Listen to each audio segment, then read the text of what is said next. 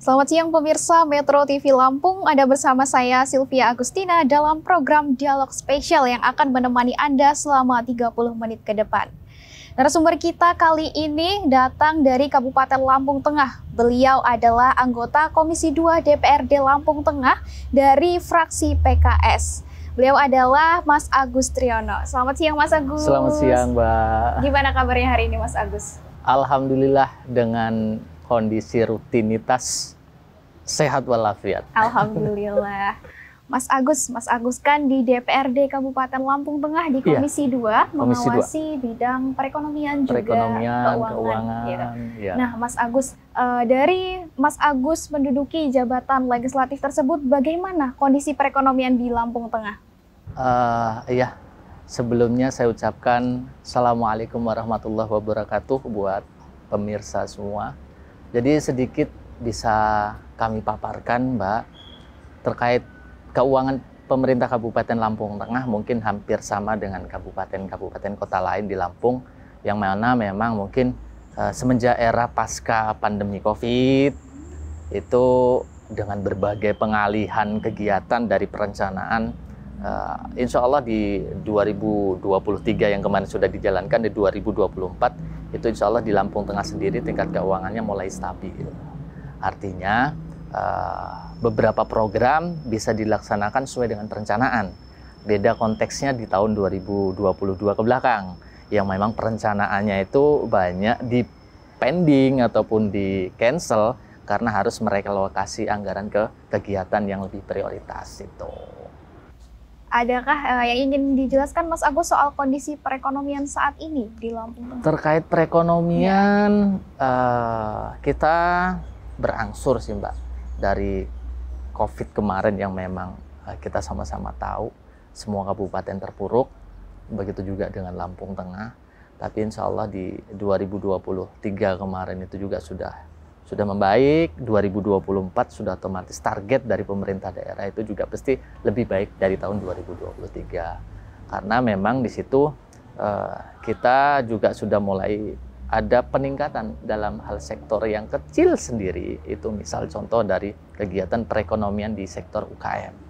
UKM di Lampung Tengah itu sudah berjalan seperti biasa sebelum pandemi, karena memang dulu di pandemi kan ada pembatasan. Nah sekarang di Lampung Tengah sendiri sudah, insya Allah sudah tidak ada tempat-tempat yang memang menjadi lokus ataupun menjadi tempat yang di situ ada kriteria khusus untuk beroperasi. Insya Allah itu sudah tidak ada. Dengan hal itu juga kemungkinan tingkat perekonomian juga akan menjadi stabil, dan yang pasti juga dengan kecenderungan masyarakat Indonesia ya yang berpola konsumtif itu tadi, insya Allah di perekonomian itu sendiri di Lampung Tengah akan terus meningkat ke depan. Baik Mas, artinya setelah COVID melanda kita, melanda seluruh kabupaten yang ada di Lampung sudah mulai membaik ya Mas? Sudah, insya Allah sudah mulai membaik. Sudah mulai membaik. Untuk di tahun 2024 nih Mas, untuk peningkatan ekonomi di Kabupaten Lampung Tengah sendiri, bagaimana penganggaran yang dilakukan? Jadi begini, kalau sebelumnya kita berkonsentrasi terhadap bantuan pemerintah untuk masyarakat yang berdampak pandemi, sekarang kita lebih mengutamakan prioritas itu terhadap kegiatan-kegiatan atau lokus-lokus yang bersifat sosial dan kesehatan sama pendidikan. Jadi ada 3 prioritas sesuai dengan edaran Kemenkyu yang harus diprioritaskan, itu unsur pendidikan, unsur sosial, sama unsur kesehatan. Itu menjadi tolak ukur prioritas. Kenapa? Kebutuhan fisik ataupun kebutuhan dasar masyarakat itu kan pada dasarnya ada dalam 3 hal itu. Kalau 3 hal itu sudah terpenuhi, insya Allah perkembangan manusia itu sendiri atau masyarakat itu sendiri akan berjalan lebih baik. Di Lampung Tengah sendiri terkait masalah porsi anggaran, sebenarnya kalau kita berbicara cukup atau tidak cukupnya, sangat tidak cukup Mbak ya. Karena mengingat Lampung Tengah ini salah satu kabupaten terluas di Provinsi Lampung, yang informasi terakhir kita merencanakan luas Lampung Tengah berdasarkan keputusan dari Kementerian Kehutanan dan lain-lain, itu kita berkurang sekitaran 250 hektar. Yang sekarang posisi Lampung Tengah itu di sekitaran 4.500 hektar persegi itu. Jadi dengan komposisi itu, dengan APBD yang sekitaran di angka 2,6 triliun, belum lagi ditambah dengan belanja pegawai yang hampir 50%, sudah otomatis pemaksimalan anggaran untuk kegiatan perekonomian juga kurang maksimal. Akan tetapi itu bukan menjadi salah satu hal yang bisa membatasi tingkat perekonomian Lampung Tengah. Kami di DPRD dengan Pak Bupati di eksekutif senantiasa sinkronasi, ngobrol lah intinya Mbak. Yang pasti bagaimana kondisi perekonomian di Lampung Tengah dengan keterbatasan yang ada itu tetap bisa berjalan dan melonjak lebih bagus lagi. Itu. Oke, baik Mas. Dalam pelaksanaan program kerja tentu peran pemerintah daerah itu cukup signifikan. Nah, bagaimana dorongan dari DPRD untuk pemerintah daerah nih agar pertumbuhan ekonomi kita semakin baik?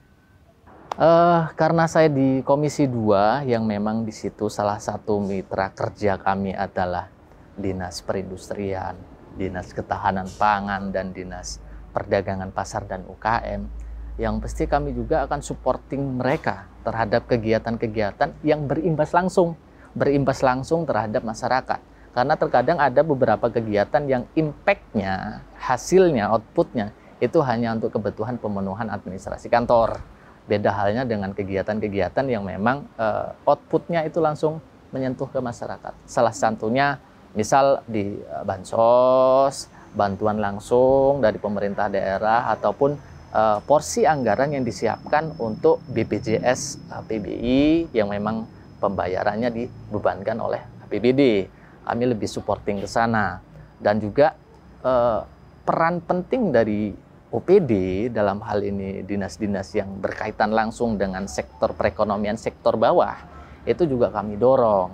Salah satunya bentuknya ya terhadap kegiatan pembinaan yang utama. Karena begini, di pemerintah daerah, APBD juga tidak bisa langsung kita turunkan untuk pelaku UKM dengan kriteria yang memang tidak menjadi pokok perkembangan gitu. Jadi misal contoh UKM yang mungkin nanti imbasnya nih bisa memperbaiki aset kapung dan lain-lain, itu insya Allah kami support. Dan yang pasti juga prioritas hal-hal yang memang menjadi prioritas kegiatan balik lagi ke porsi anggaran, Pak. Ya, kembali lagi ke situ. Ya, baik. Menarik sekali ya, Mas, ya perbincangan kita soal pembangunan Lampung Tengah khusus di sektor perekonomian. Namun kita jeda sejenak, Mas. Pemirsa Metro TV Lampung, jangan kemana-mana. Sesaat lagi kita akan kembali setelah jeda pariwara.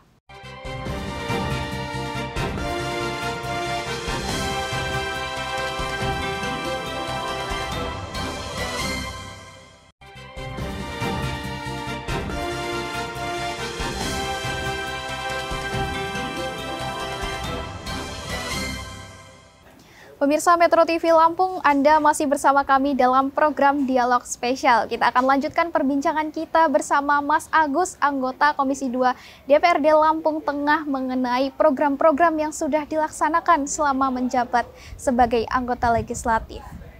Jadi saya pribadi di DPRD itu sudah berjalan 4 tahun lebih. Dan tentu juga bukan tanpa hasil kerja ya Mbak ya. Insya Allah kami di masing-masing dapil, di masing-masing komisi dengan anggota bervariasi tentunya, dari partai A sampai partai B, itu mempunyai kegiatan aspirasi sendiri. Cuman yang biasa memang rutinitas kami porsikan di situ, itu adalah anggaran hibah. Itu yang mungkin porsi-porsi setiap anggota itu dapat. Nah, karena terkadang masyarakat itu menilai dari sosok seorang anggota bisa bekerja atau tidak, itu mudah sebenarnya. Jadi dari aspirasi yang sudah diturunkan berapa, pernah menurunkan atau tidak, karena jangan salah Mbak, terkadang dengan porsi-porsi keterbatasan tertentu, ada juga memang beberapa anggota yang memang mungkin sama sekali tidak bisa menyalurkan aspirasi itu. Tuh, karena mungkin keterbatasan mitra atau komunikasi. Tapi yang jelas selama ini tidak hanya saya di Komisi 2 melalui fraksi PKS, anggota yang lain juga punya porsi tersendiri terkait masalah aspirasi itu tadi. Biasanya kami mengalokasikan anggaran untuk aspirasi itu dalam bentuk hibah bansos. Contoh misal tempat ibadah, mungkin aspirasi untuk pembangunan jalan, jembatan, sekolah, tempat pendidikan, itu macam-macam itu. Dan porsi anggota satu dengan anggota yang lain itu terkadang berbeda. Tergantung bagaimana sosok anggota itu menjemput aspirasi itu, yang mungkin utamanya itu adalah ada permintaan dari bawah. Terkadang begini, ada masyarakat yang menganggap bahwa anggota dewan ini tidak bekerja. Anggota dewan ini melupakan konstituennya. Cuman kalau dari kacamata kami juga tidak mau serta-merta disalahkan. Masalahnya begini, itu yang menjadi prinsip saya di kantor dalam hal bekerja. Kuncinya begini, kami anggota Dewan DPRD itu tidak akan bermanfaat lebih kalau masyarakat tidak memanfaatkannya dengan catatan sesuai dengan porsinya. Contoh kecil, nih, ini hal sepele yang biasa terjadi di masyarakat. Bermasalah dengan data kependudukan. Nah, kalau anggota dewannya itu ada, tapi masyarakatnya tidak memanfaatkan anggota dewan, contoh kecil ya, dengan minta tolong terkait data kependudukan, itu dewan itu tidak akan bermanfaat. Gitu. Karena apa? Karena pada dasarnya tugas pokok fungsi anggota dewan itu kan ada 3. Di luar 3 pokok fungsi melalui anggaran, budgeting, terus pengawasan sama penganggaran, di luar itu balik lagi ke masyarakat. Masyarakat bisa memanfaatkan SDM anggota dewan itu atau tidak. Jadi terkadang keputar-putar. Iya. Jadi ada masyarakat yang mengasumsikan anggota dewan ini lupa, tidak bekerja. Balik lagi kepada masyarakat memanfaatkan itu atau tidak. Artinya gitu. Masyarakat harus aktif menyampaikan aspirasi. Harus aktif. Saya pribadi di Dapil, ya insya Allah karena kami punya basis-basis tertentu Mbak ya. Karena di satu Dapil itu kan kayak seperti Dapil saya itu ada 10 anggota. Di mana dalam 10 anggota itu membidangi di Dapil itu ada 6 kecamatan dengan kompetensi berbeda. Kompetensi berbeda itu tergantung dari komisinya. Cuman pada dasarnya anggota dewan kalau sudah duduk di dalam kantor itu tidak lagi dari Dapil ABCD atau Dapil 1, 2, 3, 4, 5, tapi membawahi masyarakat Lampung Tengah. Balik lagi ke aspirasi tadi. Kalau masyarakat bisa maksimal memanfaatkan anggota itu, insya Allah masyarakat akan membunyikan, bukan lagi anggota dewan lupa. Oh, anggota dewan ini bermanfaat karena dimanfaatkan. Tapi dengan ketentuan sesuai kapasitas, Mbak. Bukan memanfaatkan dalam hal-hal tertentu, gitu. Untuk terkait aspirasi itu sendiri. Baik, Mas. Itu kan program-program yang sudah dilaksanakan, gitu. Lantas untuk kedepannya program-program seperti apa yang akan Mas laksanakan selama masih menjadi anggota DPRD Lampung Tengah saat ini? Pertama, karena memang saya di Komisi 2 itu membidangi terkait perekonomian dan keuangan pemerintah daerah yang lagi menjadi problem kami, itu justru problem yang harusnya menjadi problem yang harus diprioritaskan. Kenapa? Itu dalam sektor pendapatan APBD. Kita pemerintah Kabupaten Lampung Tengah itu merupakan salah satu kabupaten terluas dengan sumber daya yang berlebih. Tuh. Tapi pemanfaatan itu sehingga menghasilkan pendapatan pemerintah daerah itu masih kurang maksimal. Contoh kecil kemarin kami di Komisi 2 sempat sidak ke beberapa tempat. Salah satunya ada di rumah sakit yang ada di Lampung Tengah. Saya tidak perlu menyebutkan, cuman salah satu objek pajak itu awalnya pajak PBB, kita berbicara PBB, itu 1 tahunnya tidak lebih dari 5 juta. Begitu kami sidak, kami turun, dinilai oleh tim dalam hal ini oleh Bapenda, sebenarnya rumah sakit tersebut berpotensi bisa memberikan pendapatan dalam sektor PBB dalam 1 tahunnya di atas 75 juta. Jadi sebenarnya SD sumber daya yang ada di Lampung Tengah ini untuk sektor pendapatan sebenarnya masih banyak yang bisa ditingkatkan lagi. Itu. Jadi pokoknya nanti pokok kerja kami pertama di 2024 itu terkait masalah sektor pendidikan. Itu kalau secara umum. Cuman kalau secara saya pribadi yang pasti aspirasi dalam hal bentuk kecil, misal kegiatan hibah bansos yang memang menjadi rutinitas tiap tahun, itu juga menjadi prioritas. Karena terkadang masyarakat ini mengkotak-kotakkan anggota dewan, Mbak, yang terjadi di lapangan ini. Contoh, wah dulu saya tidak memilih beliau. Ini yang bersangkutan ini akan sungkan berkomunikasi dengan anggota itu. Tapi kalau setelah pemilu kita sifatnya terbuka, siapapun yang jadi, siapapun yang tidak dipilih atau yang dipilih itulah wakil masyarakat. Harus terbuka seperti itu. Baik, Mas. Nah, tadi Mas Agus menyinggung soal peningkatan pendapatan daerah. Ya. Artinya hal-hal apa, Mas, yang harus dilakukan Pemda baik masyarakat untuk memaksimalkan PAD kita Lampung Tengah? Yang pasti begini, untuk terkait masalah peningkatan, itu pemerintah daerah sebenarnya harus lebih detail mengasetkan aset pemerintah daerah dalam hal ini unsur-unsur yang memang berpotensi menimbulkan PAD. Itu pertama. Terus yang kedua, pemerintah daerah harus objektif di dalam menilai, mengkaji sumber pajak, objek pajak terhadap potensi pajak. Karena banyak penerapan pajak dan retribusi dengan aturan yang lama itu tidak sesuai lagi dengan kondisi sekarang. Itu banyak yang kami temuin, Mbak. Dan itu problem. Mengingat pelaksananya itu adalah OPD, kami hanya bisa mendorong, mensupport. Ya, yang pasti dengan dukungan anggaran yang harus kami porsikan untuk OPD itu. Dan harapan kami juga dalam hal ini Pak Bupati juga bisa berorientasi berpikir ke sana. Jadi selain membangun, kita juga harus berpikir terkait bagaimana pendapatan yang bisa diperoleh pemerintah Kabupaten Lampung Tengah. Itu dia.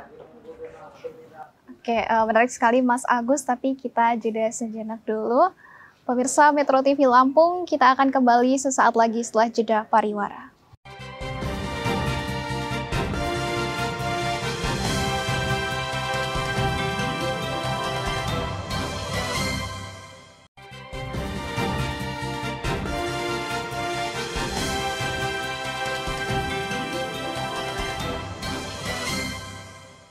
Terima kasih pemirsa Metro TV Lampung, Anda masih bersama kami dalam dialog spesial. Kita akan lanjutkan perbincangan kita dengan Mas Agus. Mas Agus, sebentar lagi kita akan melaksanakan pesta demokrasi, yaitu pemilu 2024. Bagaimana nih tanggapan dari Mas Agus? Event ini merupakan pesta rakyat, Mbak. Tapi terkadang banyak menyalahartikan. Menyalahartikannya begini. Di lapangan itu terkadang ya, karena masyarakat itu kan punya jago-jago sendiri. Itu terkadang malah justru lupa mana kawan, mana saudara, gara-gara menjagokan di lawan politik gitu. Itu kejadian udah umum gitu. Cuman harapan saya terkait masalah politik di 2024 ini yang memang tinggal beberapa hari, kita semua bisa berperan aktif. Masalahnya begini, ke depan secara luas Indonesia itu akan menghadapi tantangan yang luar biasa. Apalagi dengan target 2045 Indonesia Emas. Indonesia Emas ini dapat diwujudkan mulai dari struktur bawah, yaitu di Kabupaten Lampung Tengah. Salah satu unsur pendukungnya. Nah, harapannya juga masyarakat bisa memberikan suaranya itu berdasarkan hati nurani dan gagasan. Bukan berdasarkan saudara, berdasarkan physically-nya itu. Jadi harus bisa menentukan berdasarkan mampu atau tidaknya orang itu bekerja. Karena begini, anggota dewan, saya berbicara pengalaman ya. Kalau dia untuk jadi anggota dewan itu sebenarnya mudah. Asal dia punya uang untuk membiayai kos politiknya, habis itu dia punya keluarga, itu sudah selesai. Udah selesai itu. Tapi ada juga yang memang tidak mempunyai kos biaya yang berlebih, tapi beliau ini terkenal bisa bekerja. Itu juga berpotensi peluang. Dan harapannya ke depan, pemimpin yang mungkin nanti terpilih di Lampung Tengah itu merupakan kader-kader personal politik yang memang terahnya itu di situ. Karena terkadang kan ada yang memaksakan begini. Contohnya profesi A menjadi anggota dewan. Dengan iming-iming akan mengembangkan profesi itu. Itu kalau untuk di DPRD sangat kecil sekali peluangnya. Kenapa? Karena kalau sudah berprofesi A ingin jadi DPRD, begitu di DPRD dia akan duduk bersama membahas keperluan pemerintah daerah, bukan hanya membahas sektor tertentu itu. Jadi harapannya masyarakat lebih bijak ke sana. Terus terkait pribadi saya sendiri, tentu juga ada tantangan yang terkait masalah pencalonan. Karena kita sebagai anggota itu bukan berarti kita nyaman, kita fair, sudah ada konstituen, terus enggak juga, Mbak. Kita harus berkaca ke belakang. Ada enggak nih janji-janji kita kepada masyarakat yang belum kita penuhi? Itu menjadi kunci utama. Dan harapannya apabila anggota itu sudah memenuhi janji, insya Allah unsur amanah itu akan terpenuhi dan Lampung Tengah itu menjadi daerah yang memang isinya di situ uang rakyat dikembalikan untuk rakyat, pemimpin yang amanah. Hasilnya ke situ harapannya. Baiklah. Artinya masyarakat juga bisa melihat kinerja dari anggota legislatif sebelumnya yang terpilih. Itu. Terus satu lagi, setiap momen pemilu ini itu akan banyak sekali bermunculan calon-calon baru. Calon-calon baru itu bukan berarti tidak punya sumber daya ya. Enggak, salah. Justru calon baru itu terkadang membawakan kesegaran di dalam nanti membangun pemerintah kabupaten berdampingan dengan eksekutif. Jadi peluang untuk calon baru, incumbent itu peluangnya sama besar. Balik lagi ke masyarakat yang menilai. Dia bagaimana dengan masyarakat bagaimana dengan dia. Jadi peluangnya itu sama aja. Tidak ada prioritas, tidak ada. Itu apalagi mengingat kita sistem pemilu terbuka. Iya, jadi betul, siapa aja yang mencalon di situ dengan urutan nomor berapa, peluangnya sama. Oke, baik Mas Agus. Kalau Mas Agus sendiri untuk di pemilu kali ini apakah mencalonkan kembali untuk menjadi anggota legislatif? Dilema, Mbak. Pertama, begitu masuk di DPRD malah kenal hutang sayanya. Yang sebelumnya alhamdulillah saya jauh dari hutang. Cuman kondisinya memaksa seperti itu. Kenapa? Karena kos yang diterima penghasilan DPRD itu apabila kita turun ke bawah itu akan menimbulkan budgeting yang lebih tinggi lagi. Makanya saya sempat waktu itu punya senior di fraksi PKS. Selesai beliau dari DPRD, asetnya itu habis. Itu. Jadi terlalu kalau kata orang Jawa itu nyoh gitu sama masyarakat. Tapi tidak memikirkan feedback dan pribadi. Karena jujur, kalau seandainya anggota dewan itu objektif, mana porsi masyarakat diturunkan, mana porsi dia dan keluarga juga dikendalikan, itu insya Allah akan terjadi keseimbangan. Tapi manakala orang itu berpikir hanya masyarakat aja, itu akan ada dirugikan, yaitu diri sendiri. Tapi manakala seorang pejabat itu tidak memikirkan masyarakat, hanya memikirkan diri sendiri, insya Allah yakin semuanya akan ada hasil. Apa yang kau tanam itu yang akan kau tuai. Itu prinsip yang harus mungkin di SD, di SMP, di sekolah pun prinsip itu ada. Itu. Dan insya Allah mohon doanya semua ke pemirsa. Saya pribadi insya Allah akan melanjutkan lagi karena memang ada perintah dari partai incumbent harus maju lagi untuk dongkrak suara. Dan yang pasti satu pesan dari Abah Yai kami, apabila kamu ingin maju, ada dua hal yang harus kamu ingat. Kamu dari mana, kamu siapa. Gitu. Kalau orang itu sudah mengingat itu, insya Allah dia akan berpikir jernih dalam mengambil keputusan. Itu apalagi keputusan itu bisa menimbulkan kerugian yang berdampak luas. Baik Mas, mungkin ini yang terakhir nih. Adakah pesan yang ingin disampaikan kepada masyarakat agar pemilu kita berjalan adil, damai? Jadi saya berpesan terutama untuk ASN ya. Terutama untuk ASN, TNI, Polri, ASN, dan panitia. Pesta ini adalah pesta rakyat. Rakyat titip anggaran kepada panitia yang diawasi oleh ASN itu tadi, fasilitator. Harapannya semuanya bisa netralitas, menjaga netralitas dan objektif. Objektifnya apa? Semuanya dikembalikan lagi ke masyarakat. Dan harapan saya ke masyarakat bisa menentukan pilihannya dengan bijak. Bukan karena A, B, C, D, itu enggak. Tapi bisa menentukan pilihannya dengan bijak. Sehingga nanti siapapun yang terpilih di situ adalah orang-orang pilihan terbaik dengan cita-cita terbaik untuk membangun Lampung Tengah ke depan. Baik, Mas Agus, terima kasih banyak waktunya hari ini sudah meluangkan untuk berbincang bersama kami di Dialog Spesial. Pemirsa Metro TV Lampung, itulah dialog kami bersama Mas Agus Triyono, anggota DPRD dari Lampung Tengah. Kami akan menyapa Anda dalam episode-episode selanjutnya. Saya Sylvia Agustina dan kru yang bertugas pamit undur diri. Salam sehat dan sampai jumpa.